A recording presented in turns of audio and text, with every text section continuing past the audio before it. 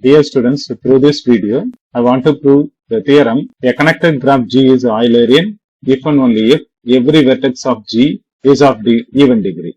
First, we have to prove the if part. For the if part, I want to assume G is an Eulerian graph and I want to show every vertex of G is of an even degree. For that, we'll assume now G is an Eulerian graph. What we want to prove here means every vertex of G is of even degree. Since G is an Eulerian graph means surely G has an Eulerian circuit. And I am assuming that circuit as C and I am labeling the circuit as V1, V2, E2 and V3 and etc. so on.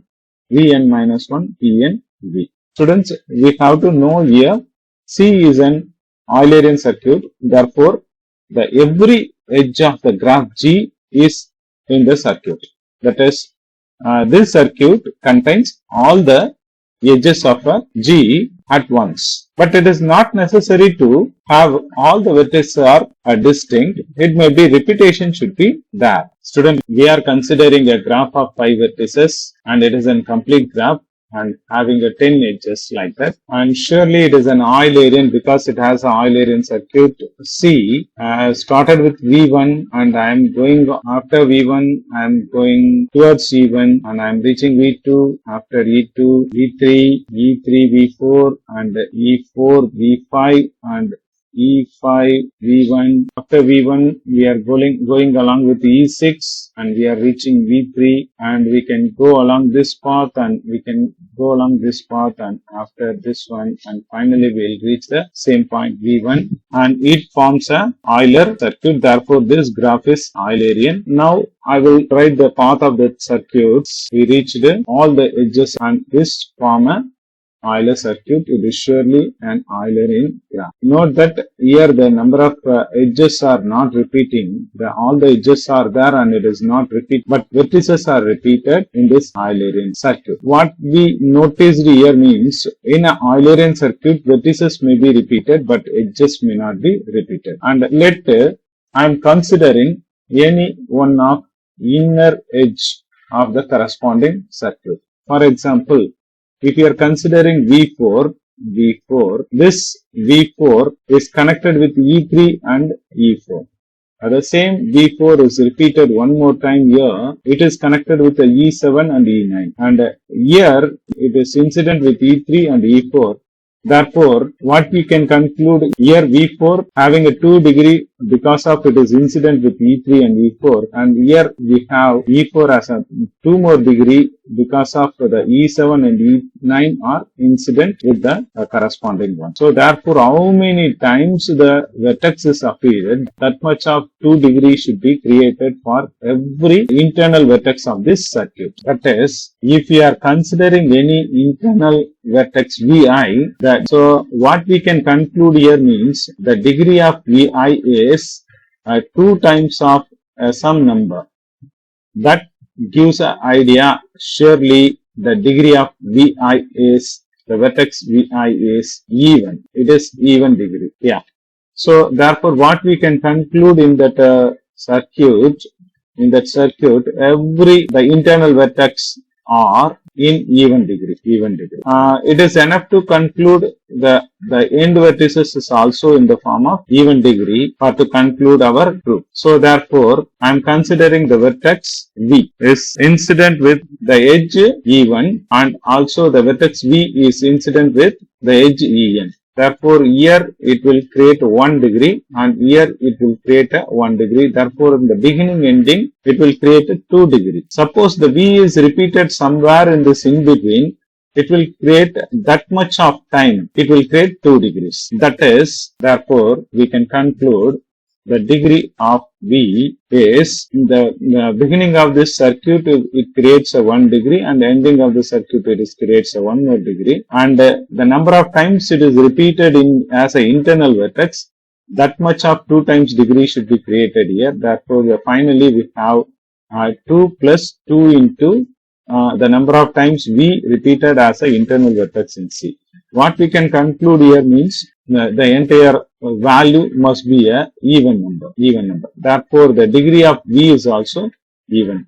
So then we can conclude all the vertex of our graph must be of even degree, because in that circuit C, we have all the vertices, because all the edges are there, means surely all the vertices also in the circuit C. Therefore, if a vertex is an internal vertex also having even degree, and the vertex at the end vertex also having in the form of even degree, then we can conclude every vertex of G is of even degree. Now we can move for the converse part.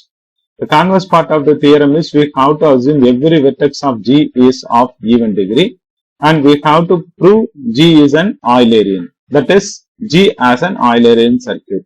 Suppose I am assuming as contradictory part, G is not an Eulerian graph. If G is not an Eulerian graph, means if G doesn't contains an Eulerian circuit. Since every vertex of G is of even degree, then there exists a circuit in G. A circuit is possible in G, because if a vertex having even degree, it should be the one vertex is going out and one vertex is going in. Therefore, it is possible to reach this vertex attained through the help of this edge. So, therefore, every vertex is incident with at least two edges. Therefore, we can conclude there exists a circuit. Example, I am considering the same graph what we considered earlier, V1, V2, V3, V4, V5, 5 vertices and having 10 edges. Surely, and here you can notice all the vertices of having even degree, that is, the degree is 4. As per our assumption, G is not an Eulerian, we assumed, but G is an even degree. So that's why we can form a circuit in G easily. And considering this as an G, it is possible to create a one circuit in G because it is an even degree. I will start with the V1 and I am going along with V2 and after V3, V4, V5 and V1 again. So this is a circuit we are forming as C. And suppose if there exists a circuit, and I will consider a circuit, the possible circuit of G, that must be having a maximum length, like that I will take. The C1 be the circuit of G having a maximum length. I am considering C1 and looking like the circuit,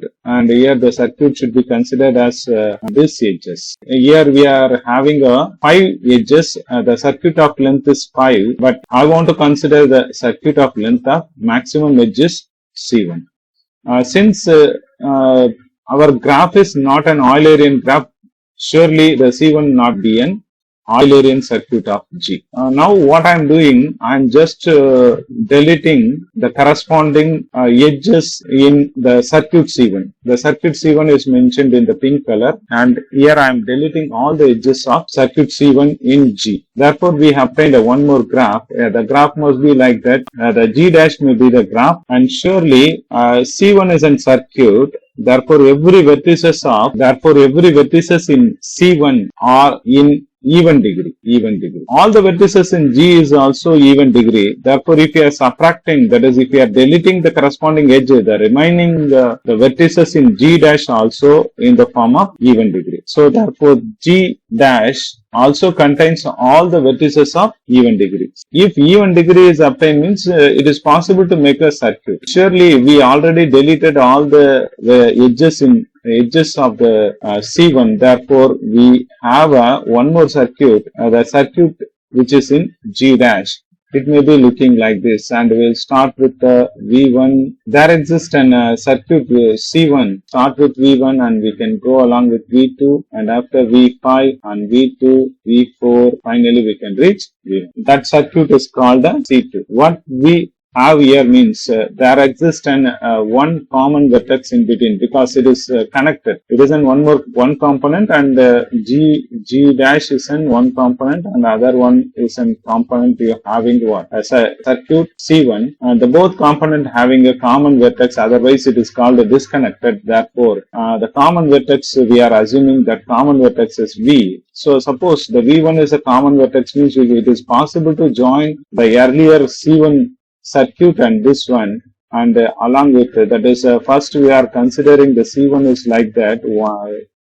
Like this, we can consider the C1 circuit. This is a C1 circuit. The C1 circuit should be having this edges C1 circuit, and after reaching V1 again you have to go along with like this, and it will form a what? One more circuit, that is a C2. Therefore the combination of C1 C2 is an one more C1 union C2. It must be in G. That is, now I'm joining C1 and C2 using the common vertex V. Then we get a new circuit C1 union C2, which is in G.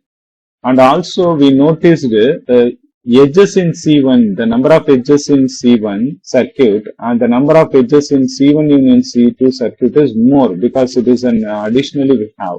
But which is a contradiction to our assumption. Our assumption is C1 is a maximum length of circuit in G. But this is wrong, because you have one more circuit like that C1 union C2. So this shows our assumption is wrong.